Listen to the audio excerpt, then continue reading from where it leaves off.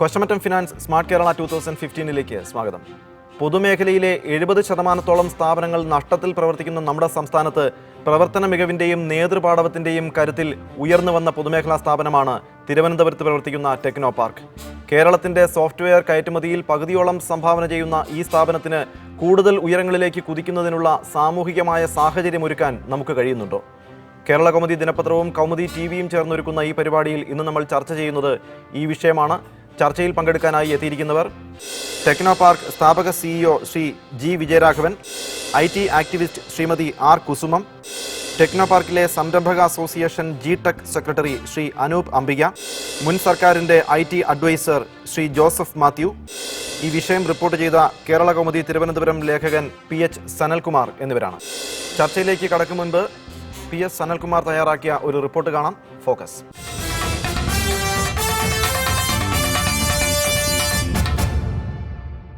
പണിമുടക്കിന്റെയും ഹർത്താലിന്റെയും സ്വന്തം നാടെന്ന പേരുദോഷത്തിനിടയിലും കേരളത്തിന് വിവരസാങ്കേതിക രംഗത്ത് പെരുമയുണ്ടാക്കി കൊടുത്ത പൊതുമേഖലാ സ്ഥാപനമാണ് തിരുവനന്തപുരത്ത് സ്ഥിതി ചെയ്യുന്ന ടെക്നോ പാർക്ക്. പൊതുമേഖലയിലെ 70% സ്ഥാപനങ്ങളും നഷ്ടത്തിൽ പ്രവർത്തിക്കുന്ന നമ്മുടെ സംസ്ഥാനത്ത് തൊഴിൽ വൈദഗ്ധ്യത്തിന്റെയും നേതൃപാടവത്തിന്റെയും കരുത്തിൽ ഉയർന്നുവന്ന ഈ സ്ഥാപനം തൊഴിൽ മേഖലയിലെ കീഴ്വഴക്കങ്ങളെ തിരസ്കരിച്ചുകൊണ്ടാണ് മുന്നേറുന്നത്. അതിൽ ഏറ്റവും പ്രധാനം ട്രേഡ് യൂണിയനിസത്തോട് ഇവിടുത്തെ തൊഴിലിടങ്ങൾ മുഖം തിരിച്ചു എന്നതാണ്. കേരളത്തിൽ മുതൽ മുടക്കുന്നതിൽ നിന്ന് സംരംഭകരെ പ്രധാനമായും പിന്തിരിപ്പിക്കുന്നത് ഇവിടുത്തെ ട്രേഡ് യൂണിയനിസവും വികസനത്തിന് വിലങ്ങുതടിയാകുന്ന ഭരണ പ്രതിപക്ഷ രാഷ്ട്രീയ വൈരവുമാണ്. തുടക്കത്തിൽ ഇവയെല്ലാം ടെക്നോ പാർക്കിനെയും ബാധിച്ചു തുടങ്ങിയിരുന്നു. എങ്കിലും മുളയിലെ നുള്ളാനുള്ള ഇച്ഛാശക്തി അന്നത്തെ ഭരണാധികാരികൾ കാട്ടിയത് കേരളത്തിന്റെ IT വ്യവസായ മേഖലയ്ക്ക് തുണയായി. കേരളത്തിൽ ഇന്ന് ഗേറ്റിന് മുന്നിൽ കൊടിയില്ലാത്ത ഏക പൊതുമേഖലാ സ്ഥാപനം ടെക്നോ പാർക്കാണ്. തൊഴിലാളികളുടെ എണ്ണത്തിൽ ഇന്ന് സംസ്ഥാനത്ത് മുൻപന്തിയിൽ നിൽക്കുന്ന പൊതുമേഖലാ സ്ഥാപനവും ഇതുതന്നെ. കമ്പ്യൂട്ടർ വൽക്കരണത്തിനെതിരെ കമ്മ്യൂണിസ്റ്റ് പാർട്ടി നയിച്ച സമരം ചരിത്രപരമായ വിഡ്ഢിത്തമായി പോയി എന്നു തിരിച്ചറിഞ്ഞ ഇടതു മുഖ്യമന്ത്രി EK നായനാരുടെ മന്ത്രിസഭാകാലത്ത് 1990 സംസ്ഥാന പൊതുമേഖലയിൽ ഒരു IT പാർക്ക് എന്ന ആശയം രൂപം കൊള്ളുന്നത്. അന്ന് KR ഗൗരിയമ്മയായിരുന്നു വ്യവസായ മന്ത്രി. 1991 ജൂലൈ 31 അന്നത്തെ കേരള മുഖ്യമന്ത്രിയായിരുന്ന K കരുണാകരൻ ടെക്നോ പാർക്കിലെ ആദ്യ കെട്ടിടത്തിന്റെ തറക്കല്ലിട്ടു. കേരള സർക്കാരിന്റെ വ്യവസായ വകുപ്പിന് കീഴിലുള്ള ഇലക്ട്രോണിക്സ് ടെക്നോളജി പാർക്സ് കേരളയാണ് ടെക്നോ പാർക്കിന്റെ നിർമ്മാണ പ്രവർത്തനങ്ങൾ നടത്തിയത്. ഇലക്ട്രോണിക്സ് വിവരസാങ്കേതിക വിദ്യാരംഗത്ത് ഇന്ത്യയിലെ തന്നെ ആദ്യത്തെ വ്യാവസായിക പാർക്കാണ് ടെക്നോ പാർക്ക്.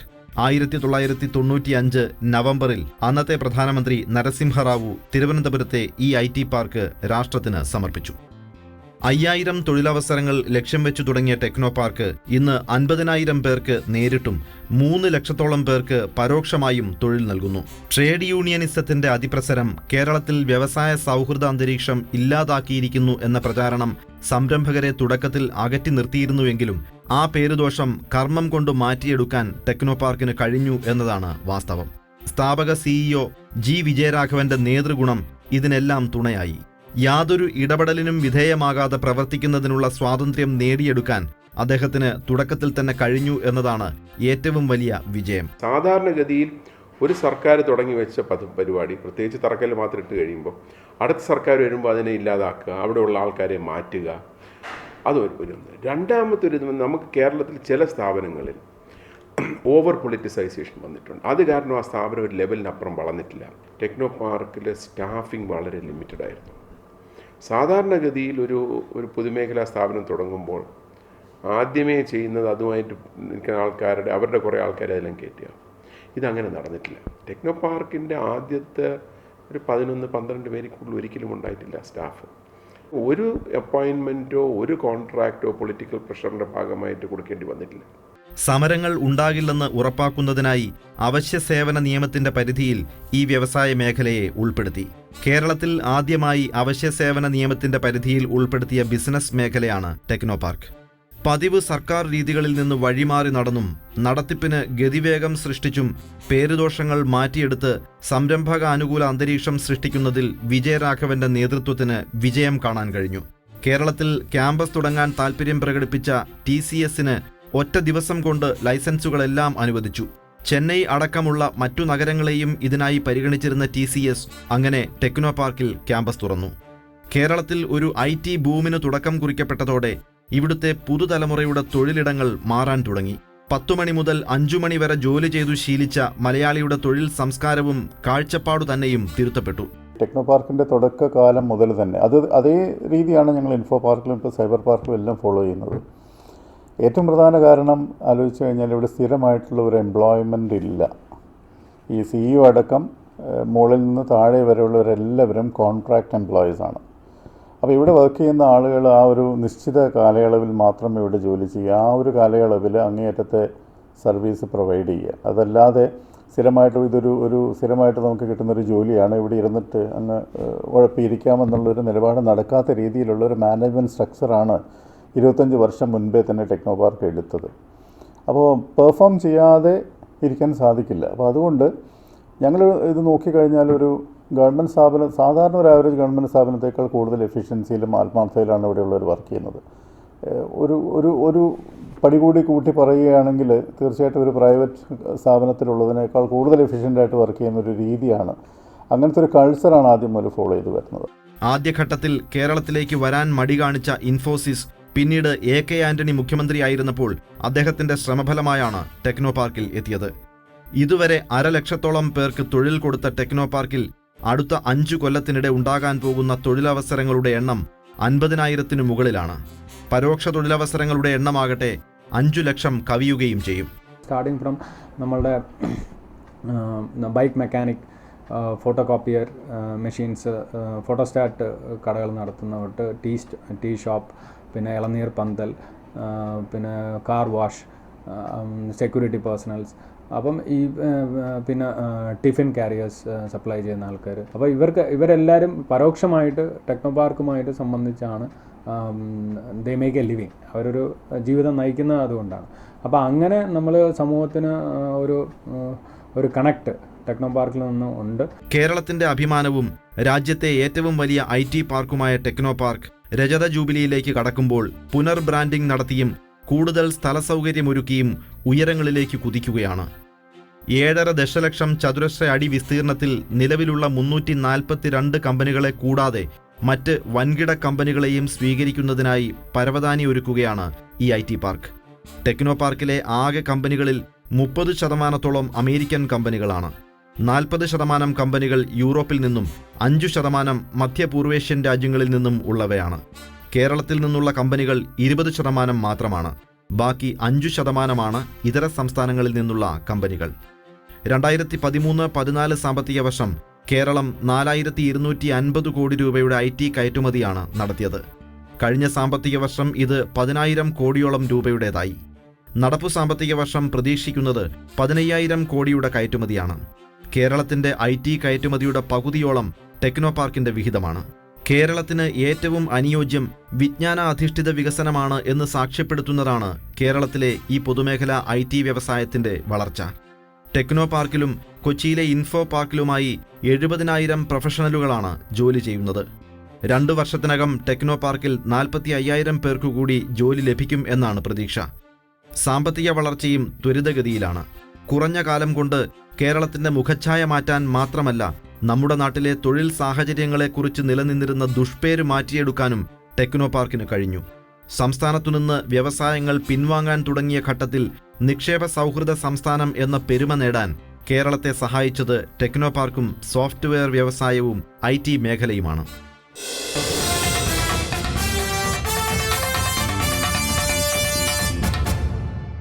ചർച്ചയിലേക്ക് എല്ലാവർക്കും ഒരിക്കൽ കൂടി സ്വാഗതം. ഇൻസൈറ്റ്.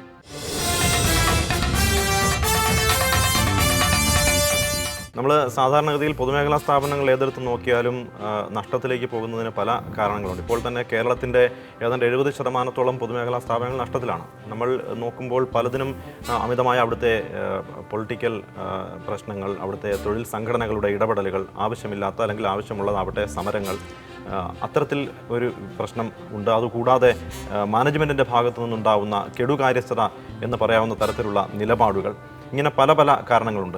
ഇത്തരം ഒരു സാഹചര്യത്തിൽ നിന്നുകൊണ്ട് ടെക്നോ പാർക്ക് തീർച്ചയായും കേരളത്തിന് അഭിമാനിക്കാവുന്ന തരത്തിൽ ഒരു IT മേഖലയിൽ അഭിമാനിക്കാവുന്ന തരത്തിൽ വളർത്തിയെടുത്തതിൻ്റെ പിന്നിൽ താങ്കളുടെ ആത്മാർത്ഥമായ ശ്രമമുണ്ട്. ഇതിനെല്ലാം അതിജീവിക്കാൻ അന്ന് എങ്ങനെ കഴിഞ്ഞു? ഇതിൽ ഒരു കാര്യം മനസ്സിലാക്കണം, ടെക്നോ പാർക്ക് സാധാരണ ഒരു പൊതുമേഖലാ സ്ഥാപനം പോലത്തെ അല്ല. കാരണം സാധാരണ ഒരു പൊതുമേഖലാ സ്ഥാപനം വരുമ്പോഴത്തേക്ക് അതിൽ ഒന്നുകിൽ ആ സ്ഥാപനം എന്തെങ്കിലും ഒരു മാർക്കറ്റ് ഇൻ്റർവെൻഷൻ കാര്യത്തിന് വേണ്ടിയിട്ട്, അല്ലെങ്കിൽ കുറേ എംപ്ലോയ്മെൻറ്റ് ജനറേഷൻ ഒരു പർട്ടിക്കുലർ ഏരിയയ്ക്ക് വേണ്ടി ചെയ്യും. ടെക്നോ പാർക്ക് ഒരു ഫെസിലിറ്റേറ്റിംഗ് ഓർഗനൈസേഷനാണ്. അതായത് വ്യവസായങ്ങൾ അന്ന് ഇലക്ട്രോണിക് സോഫ്റ്റ്വെയർ വ്യവസായങ്ങൾ കേരളത്തിലേക്ക് കൊണ്ടുവരികയും ആ വ്യവസായങ്ങൾക്ക് വേണ്ട സപ്പോർട്ട് കൊടുക്കുക എന്നുള്ള ഉദ്ദേശത്തോടെ തുടങ്ങിയാണ്. അപ്പോൾ ആ ഒരു ഒബ്ജക്റ്റീവോടുകൂടി തുടങ്ങുമ്പോൾ ആ ഓർഗനൈസേഷൻ വളരെ ക്ലയൻറ്റ് ഫ്രണ്ട്ലി ആയിരിക്കണം. ആ ഓർഗനൈസേഷനിൽ ഒരു കാരണവശാലും ഒരു ലെവലിനപ്പുറമുള്ള ഇൻ്റർഫിയറൻസ് വരില്ല എന്നുള്ളൊരു കണ്ടീഷൻ വരുന്നു. അതുപോലെ തന്നെ ആ ഓർഗനൈസേഷൻ ശരിക്കും പറയുകയാണെങ്കിൽ ടെക്നോ പാർക്കിൻ്റെ തലപ്പത്ത് അന്നും ഇന്നും IT എക്സ്പേർട്സ് എന്ന് നമ്മൾ പറയുന്നത്, അല്ലെങ്കിൽ സോഫ്റ്റ്വെയർ ഡെവലപ്മെൻറ്റ് എക്സ്പേർട്സോ ഡിസൈൻ എക്സ്പേർട്സോ അല്ല. ബേസിക്കലി അവരൊരു ഫെസിലിറ്റേറ്റിംഗ് ഓർഗനൈസേഷൻ, ഒരു മാർക്കറ്റിംഗ് ഓർഗനൈസേഷൻ, ഒരു സപ്പോർട്ട് ഓർഗനൈസേഷൻ. അപ്പോൾ ശരിക്കും പറയുകയാണെങ്കിൽ നമ്മൾ പറയുകയാണെങ്കിൽ അതിൻ്റെ ഒരു ഇക്വലൻസി പറയുകയാണെങ്കിൽ ഒരു ഹോട്ടലിൽ അവിടെ വരുന്ന ആൾക്കാർ നന്നായിട്ട് അവർക്ക് അവിടെ താമസിച്ച് പോകാൻ വേണ്ടിയിട്ടുള്ളവർ. മറ്റൊരു വിധത്തിൽ പറയുകയാണെങ്കിൽ ഒരു major real estate project with the objective of economic development എന്ന് വേണമെങ്കിൽ അതിനെ കാണാം. അപ്പോൾ അതിന് വേണ്ട എക്സ്പെർട്ടൈസ് എന്ന് പറഞ്ഞാൽ ശരിക്കും ഒരു മാനുഫാക്ചറിങ് കമ്പനി പോലത്തെയോ അല്ലെങ്കിൽ മറ്റൊരു സർവീസ് കമ്പനി പോലത്തെ അല്ല. ഇത് ഒരു different kind of N expertise. തുടങ്ങുന്ന കാലത്ത് ആ ഒരു എക്സ്പെർട്ടൈസ് അന്ന് നാഷണലി ഇല്ലായിരുന്നു. പക്ഷേ വളരെ ഇതായിട്ടുള്ളൊരു കാര്യം എന്ന് പറയുന്നത് ഇടതുപക്ഷ സർക്കാരിൻ്റെ സമയത്ത് തുടങ്ങുന്നു.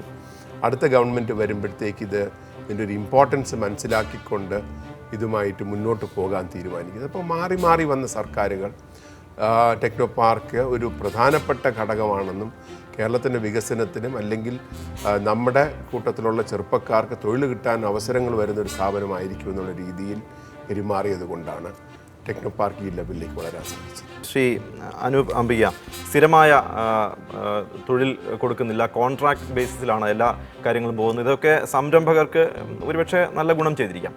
ടെക്നോ പാർക്കിൻ്റെ ഈ ഒരു നിലപാടിനെ സംരംഭകർ എന്ന നിലയിൽ എങ്ങനെയാണ് നോക്കിക്കാണുന്നത്? ഇവിടെ നമ്മൾ ഇതിനെ രണ്ടായിട്ട് കാണണം. അതായത് ഒരു ഭാഗത്ത് സാറ് പറഞ്ഞ പോലെ, തുടക്കത്തിൽ പറഞ്ഞ പോലെ തന്നെ വസ്തുതാപരമായിട്ട് നമ്മൾ പറയുന്നത് ഇതൊരു പൊതുമേഖലാ സ്ഥാപനം എന്ന് പറയുമ്പോൾ ഇതൊരു ട്രസ്റ്റാണ്, അല്ലേ? ട്രാവൻകൂർ കൊച്ചിൻ ഒരു സൊസൈറ്റിയാണ്. ആ സൊസൈറ്റി ഇവിടെ വരുന്ന സംരംഭകർക്കുള്ള നിക്ഷേപ സാഹചര്യങ്ങൾ ഒരുക്കി കൊടുക്കുന്ന ഒരു സൊസൈറ്റി മാത്രമാണ് ടെക്നോ പാർക്ക്. അപ്പോൾ ടെക്നോ പാർക്കിൻ്റെ പ്രവർത്തനം ഒരു വശത്ത് നിൽക്കുകയാണ്. ടെക്നോ പാർക്ക് എന്നും ലീനായിരുന്നു, സാർ പറഞ്ഞ പോലെ വളരെ കുറച്ച് ആൾക്കാരെ മാത്രം വെച്ച് അഡ്മിനിസ്ട്രേറ്റീവ് ഓവർ ഹെഡ്സ് വളരെ കുറച്ച് വെച്ചുകൊണ്ട്. അപ്പോൾ ഞാൻ 95 തോന്നുന്നു ആദ്യമായിട്ട് ടെക്നോ പാർക്ക് വരുന്നത്. അന്ന് പാർക്ക് സെൻറ്ററിൽ 5 പേര് മാത്രമേ ഉള്ളൂ. ആ 5 പേര് പിന്നെ ഏറെ നാൾ ടെക്നോ പാർക്കിൻ്റെ ഭാഗമായിട്ടുണ്ടായിരുന്നു. അപ്പോൾ 5 പേരെ വെച്ചിട്ടാണ് ഇത്രയും വലിയൊരു കൺസ്ട്രക്ഷൻ ആക്ടിവിറ്റി അന്ന് മാനേജ് ചെയ്തുകൊണ്ടിരുന്നത്. 5 മെയിൻ ആൾക്കാർ. പിന്നീട് മറ്റൊരു വശം നമ്മൾ കാണേണ്ടതെന്ന് പറഞ്ഞു കഴിഞ്ഞാൽ ഈ ഒരു നിക്ഷേപ സാഹചര്യങ്ങൾ മുതലെടുത്തുകൊണ്ട് അവിടെ കമ്പനികൾ തുടങ്ങിയ ആൾക്കാർ, അത് വേറൊരു വശം. അവരെ ഇൻവെസ്റ്റേഴ്സാണ്. ഇൻവെസ്റ്റേഴ്സ് കമ്പനി തുടങ്ങുന്നു, ആൾക്കാർക്ക് ജോലി കൊടുക്കുന്നു, അതിൻ്റെ ഭാഗമായിട്ട് മറ്റുള്ളവർക്ക് ജോലി കിട്ടുന്നു. ഇങ്ങനെ രണ്ടായിട്ട് നമ്മളിതിനെ കാണണം.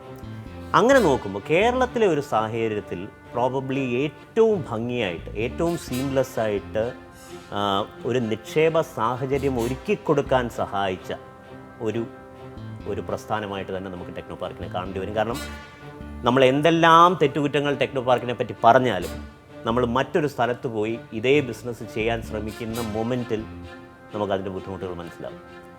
കാരണം IT പോലൊരു വ്യവസായത്തിന് ഏറ്റവും കൂടുതൽ വേണ്ടത് ഒന്ന് സെക്യൂരിറ്റി, ആൾക്കാർക്ക് സ്വസ്ഥമായും സൗകര്യമായും വന്ന് ജോലി ചെയ്യാനുള്ള സാഹചര്യങ്ങൾ, പവർ, വാട്ടർ, മറ്റുള്ള സോഷ്യൽ ഇൻഫ്രാസ്ട്രക്ചർ, അതായത് ആൾക്കാർക്ക് ആഹാരം കഴിക്കുക, ആൾക്കാർക്ക് പ്രോബബ്ലി മിങ്കിൾ ചെയ്യാനുള്ള അവസരങ്ങൾ ഉണ്ടാക്കുക, hotels and other infrastructure, food കോർട്ട്സ്, ഇങ്ങനെയൊക്കെയുള്ള കാര്യങ്ങൾ ഉണ്ടാകുക.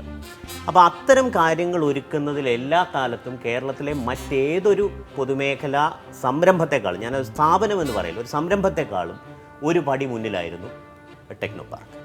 അത് നമ്മളെ എന്നും ഈ പറയുന്ന പോലെ ഒരു നിക്ഷേപ സൗഹൃദം ആയിരുന്നു എന്നും പാർക്ക് സെൻറ്റർ എന്ന് നമുക്ക് പറയാം. പക്ഷേ അത് പറയുന്ന കൂട്ടത്തിൽ തന്നെ നമുക്ക് ഈ IT-യിലുണ്ടായ ഒരു വളർച്ച കഴിഞ്ഞ ഇപ്പോൾ എനിക്ക് 91 തോന്നുന്നു സാർ, അല്ലേ ടെക്നോ പാർക്ക് ഫങ്ഷനിലായത് ഫസ്റ്റ് കമ്പനീസ് 93-94 വന്നത്. അപ്പോൾ 93 മുതൽ നമ്മളിപ്പോൾ 25 വർഷം പിന്നിടുമ്പോൾ നമ്മൾ ബാക്കിയുള്ള സംസ്ഥാനങ്ങളുമായിട്ട് കമ്പയർ ചെയ്യുമ്പോൾ എന്ത് വളർച്ച നമ്മൾ ഈ രംഗത്ത് കൈവരിച്ചു എന്നുള്ളതും കൂടി ടെക്നോ പാർക്കിൻ്റെ മാർക്കിടലിൽ ഒരു ഫാക്ടറായിട്ട് നമ്മൾ കണക്കിലാക്കേണ്ടതാണ്. അങ്ങനെ വരുമ്പോൾ എവിടെയോ ഒരു സ്ഥലത്ത് വെച്ച് നമ്മുടെ മാർക്കറ്റിംഗ് ഒരല്പം പുറകോട്ട് പോയോ എന്ന് നമുക്കൊന്ന് സംശയിക്കേണ്ടി വരും. രണ്ടാമത്തെ കാര്യം എന്ന് പറഞ്ഞാൽ നമ്മളൊരു സിംഗിൾ വിൻഡോ ക്ലിയറൻസ് ഇപ്പോൾ ഈ റിപ്പോർട്ടിനകത്ത് പറയുന്നുണ്ട്. അതായത് TCSന് ഒരൊറ്റ ദിവസം കൊണ്ട് നമുക്ക് പിന്നെ ക്ലിയറൻസുകളെല്ലാം കൊടുക്കാൻ പറ്റി എന്നുള്ളത്.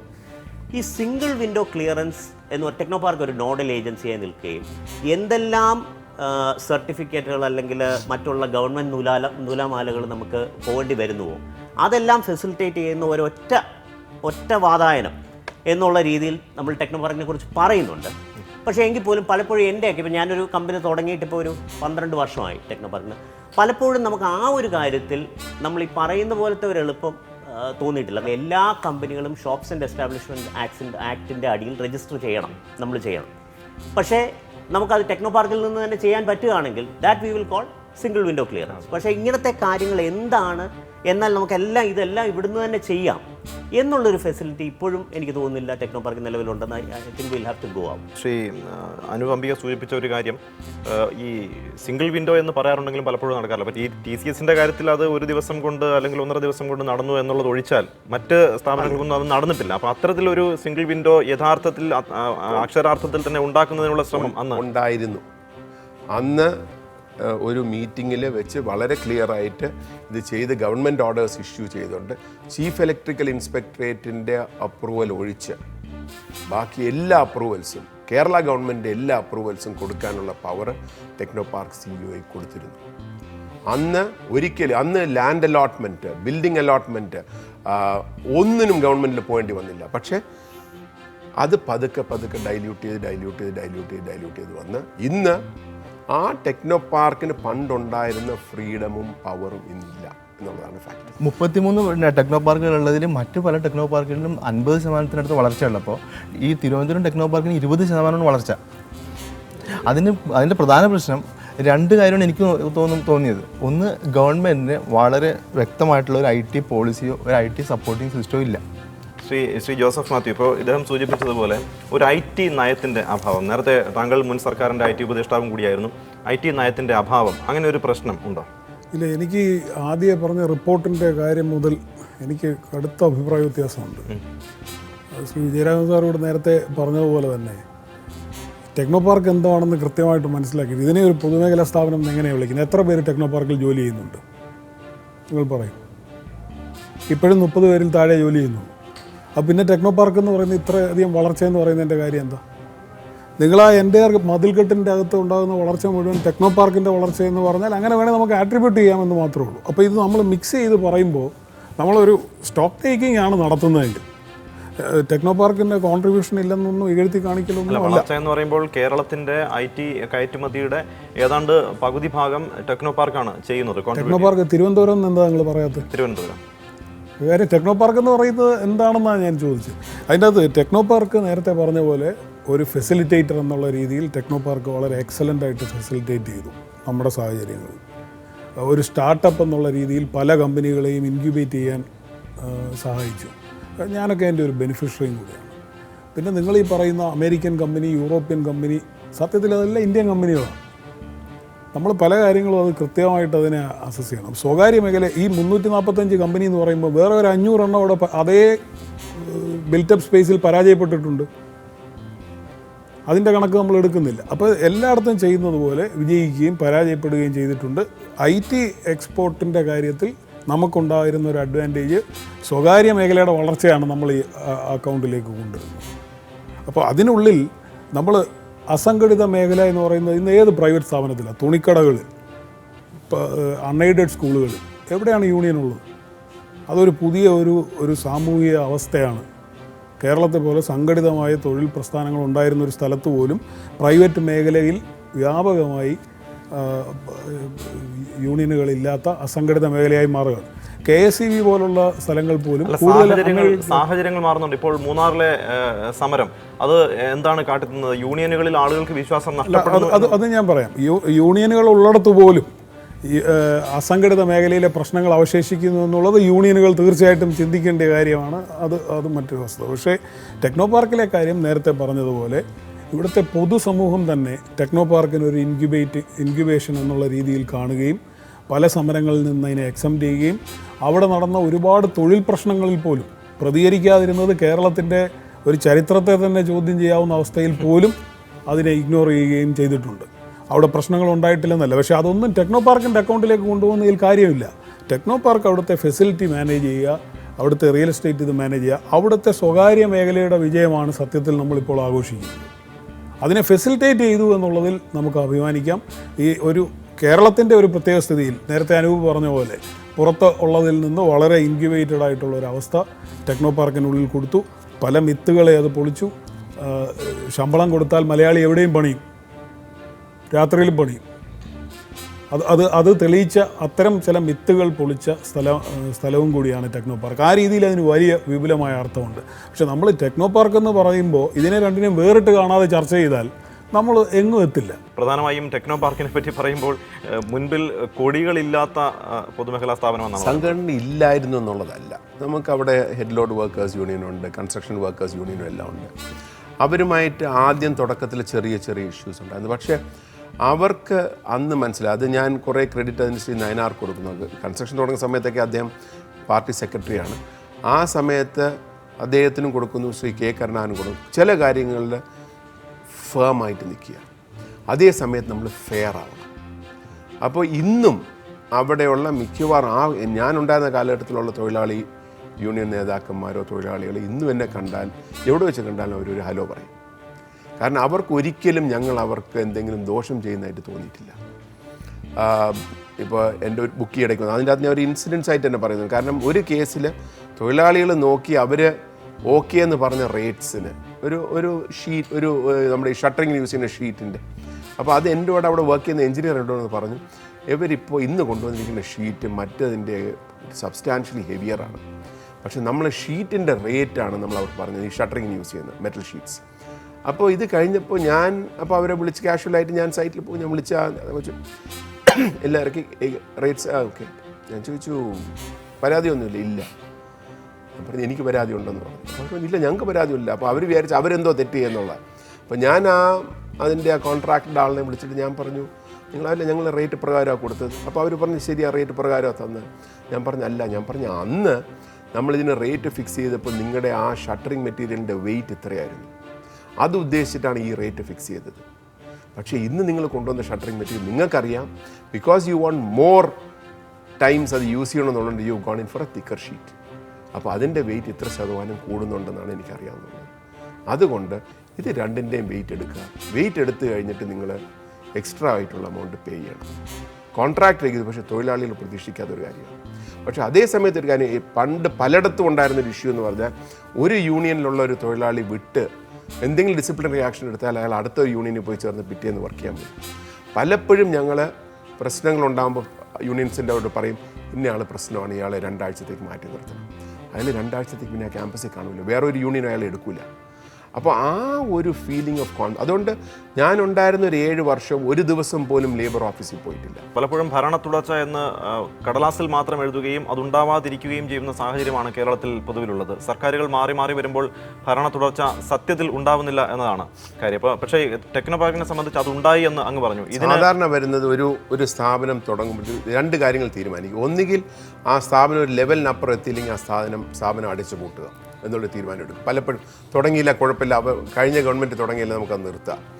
അല്ലെങ്കിൽ ഇത് തുടർന്ന് പോകുന്ന സ്ഥാപനമാണെങ്കിൽ ആ സ്ഥാപനം തുടങ്ങുമ്പോൾ അതിൻ്റെ തലപ്പത്ത് ഞാനാണ് ഭരിക്കുന്നതെങ്കിൽ, ഞാനാണ് ആ മന്ത്രി, അല്ലെങ്കിൽ എൻ്റെ ഗവൺമെൻറ് ആണെങ്കിൽ എനിക്ക് അതിൻ്റെ തലപ്പത്ത് ഞാൻ ഉദ്ദേശിക്കുന്ന ആൾക്കാരെ കൊണ്ടുവരിക. പക്ഷേ അതിൽ പറ്റുന്ന എന്തെന്ന് വെച്ചാൽ ആ ഒരു സ്ഥാപനത്തിൻ്റെ തലപ്പത്ത് ഒരു പാർട്ടിക്ക് വേണ്ടപ്പെട്ട ഒരാളിനെ കൊണ്ടുവരുമ്പോൾ ആ വ്യക്തി അന്ന് മുതൽ ആ പാർട്ടിയോട് കടപ്പെട്ടനായിട്ട് മാറുന്നു. അങ്ങനെ വരുമ്പോൾ സ്ഥാപനമല്ല, ആ പാർട്ടിയോ ആ ഗവൺമെൻറ്റോ ആ ഗവൺമെൻറ്റിൻ്റെ കാര്യങ്ങൾ നടത്തുക എന്നുള്ളതാണ്. അപ്പോൾ പലപ്പോഴും നമുക്കിത് ഇപ്പോൾ പൊതുമേഖലയിൽ മാത്രമല്ല, നമ്മുടെ സർവകലാശാലകളിലും കാണുന്നൊരു problem, appointment based on political considerations അല്ലെങ്കിൽ കാസ്റ്റ് റിലിജൻ എന്നുള്ള വരുമ്പോൾ പലപ്പോഴും എഫിഷ്യൻസി നമ്മൾ ബൈപ്പാസ് ചെയ്യുന്നു. അങ്ങനെ വരുമ്പോൾ ആ സ്ഥാപനത്തിന് അത് ഇഫക്റ്റ് ചെയ്യുന്നു. രണ്ടാമത് ഇപ്പം ഞാനൊരു സ്ഥാപനത്തിൽ വേറൊരാളുടെ ഔദാര്യത്തിലാണ് കയറുന്നതെങ്കിൽ പിന്നെ ആ വ്യക്തി പറയുന്നതനുസരിച്ച് എനിക്ക് കാര്യങ്ങൾ ചെയ്യേണ്ടി വരും. പലപ്പോഴും പൊതുമേഖലയിൽ പറ്റുന്ന കാര്യങ്ങൾ അതാണ്. കാരണം ഒരാളിനെ ഇവിടെ കൊണ്ട് ഇരുത്തി കഴിഞ്ഞാൽ പിന്നെ ഞാനാണ് അയാളെ ഇരുത്തിയെങ്കിൽ ഞാൻ അയാളോട് പറയും ആ കോൺട്രാക്ട് താൻ ഇയാൾക്ക് കൊടുക്കുക, ഇയാളൊന്ന് അപ്പോയിൻറ്റ് ചെയ്യുക.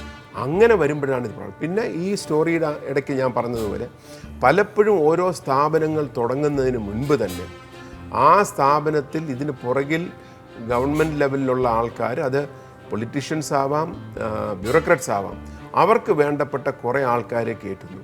പലപ്പോഴും അവരൊന്നും ഈ പൊസിഷന് ഫിറ്റായിട്ടുള്ള ആൾക്കാരായിരിക്കില്ല. അതുകൊണ്ടാണ് ടെക്നോ പാർക്ക് തുടങ്ങുന്ന സമയത്ത് തന്നെ പല കാര്യങ്ങളിലും ഞങ്ങൾ വേണ്ടാന്ന് വെച്ചത്. ഒന്ന്, ടെക്നോ പാർക്ക് വണ്ടികൾ വാങ്ങില്ല എന്ന് തീരുമാനിച്ചു. അപ്പോൾ വെഹിക്കിൾസ് ഹയർ എടുക്കും, സെക്യൂരിറ്റി, ക്ലീനിങ് സർവീസ്, കോൺട്രാക്ട്, ഇന്ന് പല കമ്പനികളും അത് ചെയ്യുന്നുണ്ട്. ആ ഒരു രീതിയിൽ വരുമ്പോൾ പിന്നെ ഒരു പെർട്ടിക്കുലർ ലെവലിനപ്പുറം അതിൻ്റെ അത് തിരികെ കയറ്റാൻ പറ്റുന്നില്ല.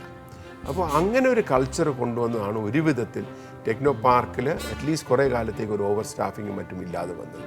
സാധാരണ ഒരു സ്ഥാപനത്തിൽ പ്രോബ്ലം തുടങ്ങുന്നത് ഓവർ സ്റ്റാഫിങ്ങും വലിയ പണിയില്ലാതെ കുറേ ആൾക്കാർ ഇരിക്കുമ്പോഴാണ് ഈ പ്രോബ്ലം സ്റ്റാർട്ട് ചെയ്യുന്നത്. അത് കഴിയുമ്പോഴത്തേക്ക് മറ്റു കാര്യങ്ങളിലേക്ക് അത് മാറും. ടെക്നോ പാർക്ക് വളരെ നല്ല രീതിയിൽ പ്രവർത്തിക്കുന്ന ഒരു സ്ഥാപനമാണ്. പക്ഷേ ടെക്നോ പാർക്ക് നമ്മുടെ തിരുവനന്തപുരം ടെക്നോ പാർക്കിന് ശേഷം 5-6 വർഷത്തിന് ശേഷം സ്റ്റാർട്ട് ചെയ്ത പല ടെക്നോ പാർക്കുകളും ഇന്ന് IT എക്സ്പോർട്ടിലും പ്രവർത്തനത്തിലും വളരെയധികം മുന്നോട്ട് പോയി. അപ്പോൾ അതിൻ്റെ ഒരു പ്രശ്നം സാറ് പറഞ്ഞ ഒരു ഭരണ തുടർച്ചയുടെ പ്രോബ്ലം അല്ല.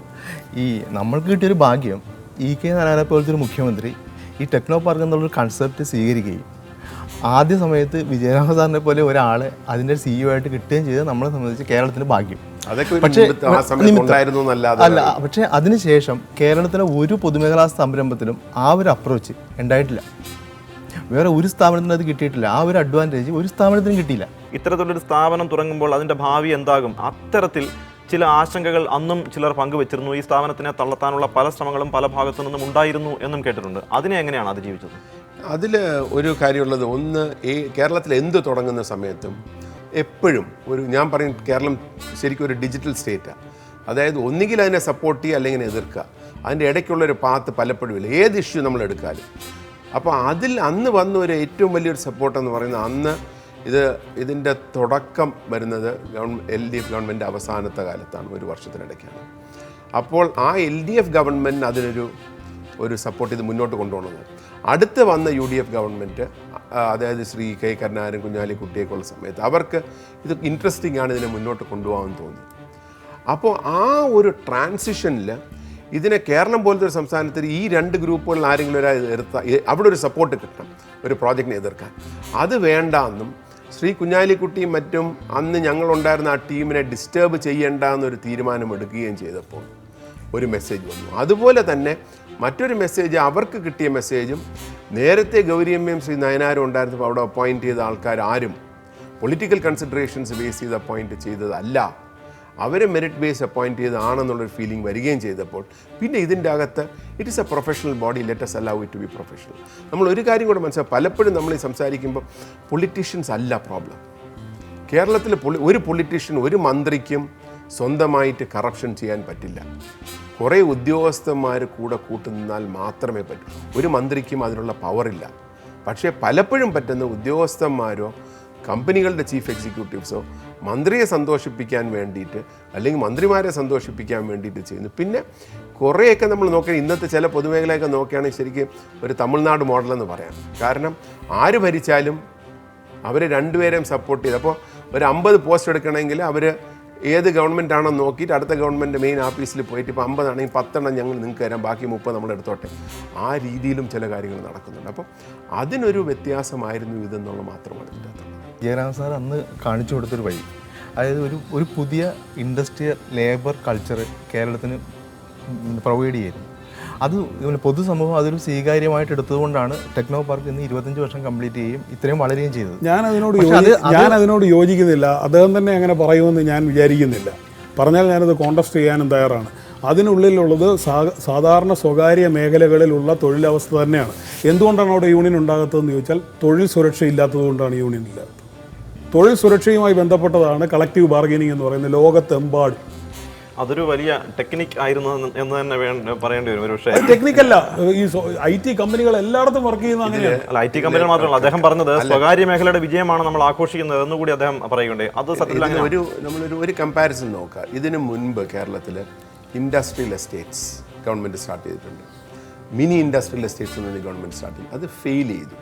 അതിൻ്റെ റീസൺസ് എന്താണെന്ന് നമുക്ക് നോക്കാം. പക്ഷേ ഇതിൽ techno park was it A successful model? It was. പിന്നെ നേരത്തെ സനിൽ ചോദിച്ച പോലെ മറ്റ് സംസ്ഥാനങ്ങൾ ഒരുപാട് വളർന്നു. അതിൻ്റെ പ്രധാനപ്പെട്ട കാരണം എന്ന് പറഞ്ഞാൽ മറ്റ് സംസ്ഥാനങ്ങളിലൊക്കെ ഗവൺമെൻറ്റിൻ്റെ റോള് ഫെസിലിറ്റേറ്റിംഗ് ഉണ്ടായിരുന്നു, പക്ഷേ ഇൻവെസ്റ്റ്മെൻ്റ് അല്ലായിരുന്നു. കേരളത്തിൽ 90% ഓഫ് ദി IT സ്പേസ് ഗവൺമെൻറ്റിൻ്റെ വകയാണ്. മറ്റ് സംസ്ഥാനങ്ങളിൽ 10% പോലും ഗവൺമെൻറ് ഫണ്ടഡ് അല്ല, പ്രൈവറ്റ് സെക്ടർ വന്നു വരും. നമുക്ക് എന്തുകൊണ്ട് ആ പ്രൈവറ്റ് സെക്ടർ ഇങ്ങോട്ട് വരാനുള്ള ഒരു ധൈര്യമില്ലായിരുന്നു. അപ്പോൾ അതുകൊണ്ടാണ് ടെക്നോ പാർക്കിനെ ഒരു ഐലൻഡായിട്ട് കാണുമ്പോൾ കാരണം അന്നത്തെ സാഹചര്യത്തിലുള്ള ടെലിഫോൺ കണക്ഷൻസ് 2 വർഷം 3 വർഷം ടെലിഫോൺ കണക്ഷൻ സ്ഥലത്ത് ഇമീഡിയറ്റ്ലി കൊടുക്കാൻ പറ്റും. അപ്പോൾ ഒരു അവിടെ പ്രൈവറ്റ് സെക്ടർ വിജയമാണ്. കാരണം പ്രൈവറ്റ് എന്ന് ഞാൻ പറഞ്ഞത് പബ്ലിക് പ്രൈവറ്റ് പാർട്ടിസിപ്പേഷൻ്റെ ഒരു അപ്രോപ്രിയേറ്റ് മോഡലായിട്ട് നമുക്ക് കേരള ടെക്നോ പാർക്കിനെ കാണാം. അതായത് ഗവൺമെൻറ് ഇൻഫ്രാസ്ട്രക്ചർ ക്രിയേറ്റ് ചെയ്ത് പ്രൈവറ്റ് ഇൻവെസ്റ്റ്മെൻറ്റ് കൊണ്ടുവന്നതാണ്. ആ ഒരു മോഡലിൽ it has been a success. It's a model to be looked at. ഈ കമ്പനികളുടെ എംപ്ലോയീസ് എന്തുകൊണ്ടാണ് ഒരു യൂണിയനോ സംഘടനയോ ഫോം ചെയ്തത്? ശരിക്കും ഈ യൂണിയൻ വരുന്നത് എപ്പോഴാണെന്ന് വെച്ചാൽ, അല്ലെങ്കിൽ ഒരു സംഘടന വരുന്നത് എപ്പോഴാണെന്ന് വെച്ചാൽ, അവർക്ക് they feel that they are being exploited or they. അപ്പോൾ ശരിക്കും നമ്മൾ പലപ്പോഴും ടെക്നോ പാർക്കിൽ പ്രശ്നങ്ങൾ ഉണ്ടായിട്ടില്ല. ടെക്നോ പാർക്കിൽ ചില വളരെ മോശമായിട്ടുള്ള പ്രവണതകൾ ഒരു കാലത്ത് നടന്നിട്ടുണ്ട്, ഇപ്പോഴും ചിലപ്പോൾ നടക്കുന്നുണ്ട്. പക്ഷേ മലയാളിയോട് എത്ര പറഞ്ഞാലും മനസ്സിലാവില്ല. ടെക്നോ പാർക്ക് തുടങ്ങി ആദ്യത്തെ കമ്പനിയിൽ വരുന്ന ഇടയ്ക്ക് ഞാൻ പേപ്പറിൽ ഒരു പരസ്യം കൊടുത്തിരുന്നു, പ്രസ് റിലീസും കൊടുത്തിരുന്നു. ടെക്നോ പാർക്കിൽ 1 രൂപ പോലും നിങ്ങൾ ഡൊണേഷനായിട്ടോ ട്രെയിനിങ്ങിനായിട്ടോ കൊടുത്തുകൊണ്ട് അവിടെ ഒരു കമ്പനിയിൽ ജോയിൻ ചെയ്യരുത്. അതിനെതിരായിട്ട് അന്ന് 1-2 കമ്പനികൾ വളരെ ഇതായിട്ട് അന്നത്തെ മന്ത്രിയെ പോയി കണ്ടു. പക്ഷേ വളരെ ക്ലിയറായിട്ട് പൈസ വാങ്ങി അപ്പോയിൻറ്റ് ചെയ്യുന്ന കമ്പനികൾ ഇന്നുമുണ്ട്. ആ കമ്പനികളൊക്കെ they will get into a bad problem. അവിടെയുള്ള ജോലി ചെയ്യുന്ന ആൾക്കാർക്ക് ഒരിക്കലും അതിൻ്റെ ഒരു ക്രെഡിബിലിറ്റിയും വരില്ല. ആ സമയങ്ങളിൽ പോലും നമ്മളിത് ഇത്രയും പറഞ്ഞു കഴിഞ്ഞാലും വളരെ ഒരു ഉന്നതനായിട്ടൊരു നേതാവ്, ആ നേതാവിൻ്റെ ഒരു അടുത്ത ബന്ധുവിനെ അപ്പോയിൻറ്റ് ചെയ്യാൻ നേരത്തെ എന്നെ വിളിച്ച് പറഞ്ഞു, ഈ കമ്പനി 2.5 ലക്ഷം രൂപ ചോദിക്കുന്നു, ഞാൻ കൊടുക്കട്ടെ? ഞാൻ പറഞ്ഞു കൊടുക്കരുത്, ആ കമ്പനി പൊട്ടും എന്ന് പറഞ്ഞു. എന്നിട്ട് ഒരു 1.5 വർഷം കഴിഞ്ഞപ്പോഴത്തേക്ക് ഈ നേതാവ് തിരികെ വിളിക്കുക, ആ പൈസ തിരികെ എങ്ങനെയും കിട്ടാം. ഞാൻ പറഞ്ഞു, ഞാൻ നിങ്ങളോട് കൊടുക്കില്ലെന്ന് പറഞ്ഞു. എന്നെ കൊണ്ട് ഇൻവോൾവ് ചെയ്യാൻ പറ്റില്ല, കാരണം കൊടുക്കരുതെന്നും അന്ന് പരസ്യങ്ങളും വന്നിട്ട് പോലും കൊണ്ടുപോയി കൊടുത്തു. അപ്പോൾ ഈ നെഗറ്റീവ് പ്രാക്ടീസ് ഉണ്ട്. പക്ഷേ അങ്ങനെ വരുന്ന ഡിസ്ഗ്രണ്ടൽഡ് ആയിട്ടുള്ള ആൾക്കാർക്ക് അവരെ നമ്മൾ കുറ്റം പറഞ്ഞിട്ട് കാര്യമില്ല. പക്ഷേ അവരത് ചെയ്യാൻ പാടില്ലായിരുന്നു ഫസ്റ്റ് ഫേസ്. അവർക്ക് ചിലപ്പോൾ ഒരു ഓർഗനൈസേഷൻ വരും. പക്ഷേ ബാക്കിയുള്ളവർ, കാരണം ട്രേഡ് യൂണിയനിസം വന്നു കഴിയുമ്പോൾ എന്തോ എല്ലാവരും ഒരേപോലെ, അതായത് എല്ലാവർക്കും ഒരു ഇൻക്രിമെൻറ്റ്, എല്ലാവർക്കും 4 വർഷം കഴിയുമ്പോൾ പ്രൊമോഷൻ, എല്ലാവർക്കും 10 വർഷം കഴിയും ഇത്രാമത്തെ വയസ്സിൽ റിട്ടയർമെൻറ്റ്. ടെക്നോ പാർക്കിലുള്ള 75% ആൾക്കാരും അതല്ല വേണ്ടതവർക്ക്. ഞാൻ നന്നായിട്ട് പ്രവർത്തിക്കുകയാണെങ്കിൽ I should get A better amount. They are competing. അപ്പോൾ അങ്ങനെ വരുമ്പോഴത്തേക്കാണ് ആ യൂണിയൻ ഇപ്പോൾ എനിക്ക് തോന്നുന്നു ഞാൻ ടെക്നോ പാർക്ക് വിട്ട് 1-2 വർഷം കഴിഞ്ഞിട്ട് ചില പൊളിറ്റിക്കൽ പാർട്ടീസിൽ ചിലർ എന്നെ വിളിച്ച് പറഞ്ഞു, ഞങ്ങളൊരു യൂണിയൻ തുടങ്ങാൻ പോവാം, വിജയരാമൻ പ്രസിഡന്റ്. ഞാൻ പറഞ്ഞു, എനിക്കെന്താ പ്രശ്നം, അവിടെ വിട്ടിട്ട് കുറേ വർഷമായി. അപ്പോൾ നിങ്ങൾ ട്രൈ ചെയ്തോ, ബുദ്ധിമുട്ടായിരിക്കും എന്ന് പറഞ്ഞു. പക്ഷേ ഇപ്പോൾ വന്നിരിക്കുന്നത് ചില പൊളിറ്റിക്കൽ പാർട്ടീസ് ഈ കമ്പനികളിൽ ജോലി ചെയ്യുന്ന മെയിനായിട്ടുള്ള ആൾക്കാരെ അവർക്ക് യൂണിയനിലോട്ടാക്കാൻ പറ്റാത്തത് കൊണ്ട് അവർ ഈ കമ്പനിക്ക് സർവീസസ് കൊടുക്കുന്ന ആൾക്കാർ അവരെ യൂണിയനൈസ് ചെയ്തിട്ടുണ്ട്. അങ്ങനെ വരുമ്പോഴത്തേക്ക് കമ്പനീസിന് ഇമ്പാക്റ്റ് ചെയ്യുമോ ഇല്ലയോ എന്ന് കണ്ടറിയും. പക്ഷേ ഒരു കാര്യം എല്ലാ പൊളിറ്റിക്കൽ പാർട്ടികളോടും ട്രേഡ് യൂണിയനുകളോടും പ്രത്യേകം നന്ദി പറയാനുള്ളത്, ഈ വന്നിട്ടുള്ള ഹർത്താലുകൾ, ബന്ദുകൾ, സമരങ്ങൾ, പൊതുപണിമുടക്കുകൾ 1-2 തവണ ഒഴിച്ച് ബാക്കി ഒരിക്കലും ടെക്നോ പാർക്കിനെ അവർ ഇമ്പാക്റ്റ് ചെയ്തിട്ടില്ല. നേരത്തെ സനൽ സൂചിപ്പിച്ചതുപോലെ ഈ ഇതര സംസ്ഥാനങ്ങൾക്ക് മേൽക്കൈ നേടാനാവുന്നതിന് പല കാരണങ്ങളുണ്ടാകും. ബാംഗ്ലൂർ ആണെങ്കിൽ നമുക്ക് ശേഷം തുടങ്ങിയതാണ്. പക്ഷേ ഇപ്പോൾ ഇന്ന് ഇന്ത്യയിലെ എക്സ്പോർട്ടിൻ്റെ ഏതാണ്ട് 40% വിഹിതം നൽകിക്കൊണ്ട് 1-ാം സ്ഥാനത്ത് നിൽക്കുകയാണ്. അപ്പോൾ ആ നിലയ്ക്ക് സർക്കാരിൻ്റെ ഭാഗത്തു നിന്ന്, പൊതുസമൂഹത്തിൻ്റെ ഭാഗത്തു നിന്നും ഒക്കെ ഇത്തരത്തിലൊരു നികുതി വരുമാനം നേടിത്തരുന്ന സ്ഥാപനത്തിന് പിന്തുണ നൽകേണ്ടതിൻ്റെ ഒരു കടമ. ഇതിൽ 2-3 കാര്യങ്ങൾ. ഒന്ന്, ഒരു മേജർ ഇൻവെസ്റ്റ്മെൻറ്റിന് ബാംഗ്ലൂരിൽ വന്നൊരു പ്രൈവറ്റ് പ്രോപ്പർട്ടി എടുത്ത് ചെയ്യാൻ അവർക്കൊരു ഭയം വരുന്നില്ല. കേരളത്തിലൊരു ഫിയറുണ്ട്. കാരണം ക്ലിൻ്റൺ കാൽക്കട്ടയിൽ വന്നപ്പോഴത്തേക്ക് ഇവിടെ HSBC ബാങ്കിന് കല്ലെറിഞ്ഞവരാണ്. അപ്പോൾ നമ്മുടെ ഒരു there is a backlog in terms of the impression that is there. അതിന് ഒരു കുറേ മാറ്റം വരുത്താൻ സാധിക്കും. അതാണ് ഞാൻ നേരത്തെ പറഞ്ഞ ടെക്നോ പാർക്കിൽ വന്ന ആൾക്കാർ കേരളത്തിനെ പറ്റി ഇന്ന് സംസാരിക്കുന്നത് വളരെ പോസിറ്റീവായിട്ടാണ്. പക്ഷേ അവിടെ വന്ന് ഇത് അനുഭവിക്കാൻ പറ്റാത്ത ആൾക്കാർ പുറത്തുനിന്ന് പറയുമ്പോൾ അവർ റിലക്റ്റൻ്റ് ആയിരിക്കും മുന്നോട്ട് വരാൻ. അപ്പോൾ ഇതിനേക്കാളും നന്നായിട്ട് ചെയ്യാൻ പറ്റുമായിരുന്നിരിക്കാം.